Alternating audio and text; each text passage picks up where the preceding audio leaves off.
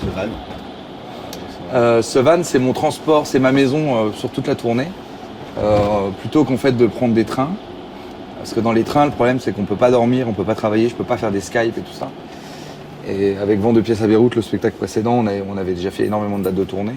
Et en fait, le problème, c'est que j'étais soit en voiture, soit en train. Et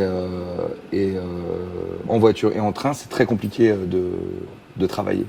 Je peux pas faire de Skype, je peux pas parler, tu vois, t'as des gens autour, tu peux pas les embêter pendant que toi, tu dois travailler. C'est très compliqué aussi de se reposer. Et du coup, avec toutes les activités à côté du spectacle, ça devenait très compliqué de perdre des gros temps de trajet. Donc j'ai décidé là de faire tout en voiture. Donc on prend plus le train. Et donc je pars avec Laurent et Jérôme.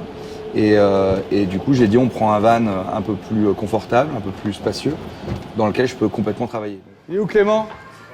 On ramène sa meuf sur les tournées? J'étais pas au courant. Sans me prévenir? J'étais pas au courant. J'allais prévenir. Eh ben c'est non.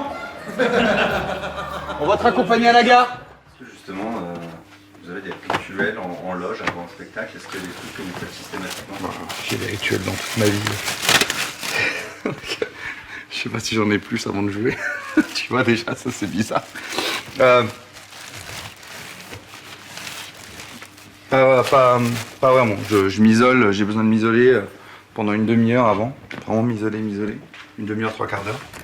Mais je fais rien de particulier en fait. Je continue de travailler, je continue de faire d'autres trucs.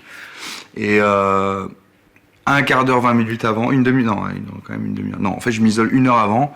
Pendant une demi-heure, je continue à faire comme si c'était une journée normale. Et vraiment une demi-heure avant, là, je vais prendre ma douche, je mets de la musique, vraiment, je m'isole et je me motive et machin. Et après, j'ai un petit rituel avant de monter sur scène. J'aime bien toucher la scène.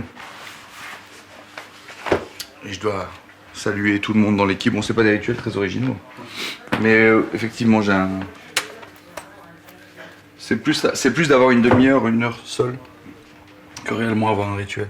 S'il n'est pas sur les planches, Jérémy Ferrari consacre une grande partie de son temps à l'écriture. Non mais là, on n'est pas sur un jeu de mots pourri, il n'y a pas de vanne du tout là. Il est très structuré, Jérémy, et c'est agréable d'avoir... c'est un peu le sale boulot, mais il le rend cool.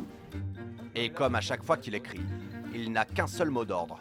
On s'autorise tout. En un sketch, on a traité du racisme, du conflit israélo-palestinien, de la Corée du Nord, du viol. On va toujours très très loin quand même. Un humour très provocateur, pas toujours compris. C'est rare d'avoir un jour sans menace physique ou épistolaire.